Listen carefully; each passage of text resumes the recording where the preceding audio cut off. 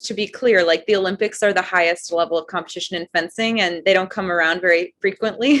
So it's still a really big deal for us. Honestly, the thing I'm most excited about is just getting to really shine on that day and be able to prove to myself and all of the people who have supported me, like what I can actually do in my sport, and just try to be the best that I can in the competition.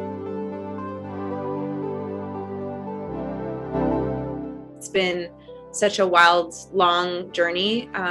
For me, this will have been 9 years between my 2 Olympic Games. So obviously all of the turmoil of COVID, which we all experienced collectively, but as athletes, certainly in a very acute way with having the games postponed and having to change our lives for an extra year. And so I think I'm feeling a lot of excitement, nerves, which, I kind of expect and I had last time as well. And also just relief that it's finally here. When I started at NSSR in September, I was recovering from knee surgery and living in Colorado Springs for my rehab. So it was actually really helpful to me to be able to go to classes online. I know it was really frustrating for a lot of people, but for my situation, it was really helpful. Yeah, well, I first got connected to the program through my good friend, Chloe Sherrill, who is about to be a second-year PhD in psychology. So actually, I followed a similar path to her. She did some courses and essentially a small postbac at the Harvard Extension School ahead of me to prepare for a career transition to psychology at the new school, and I did the same. I was initially drawn to study psychology because of my involvement in sport and my interest in sports psychology, which then grew to be an interest in the field in general.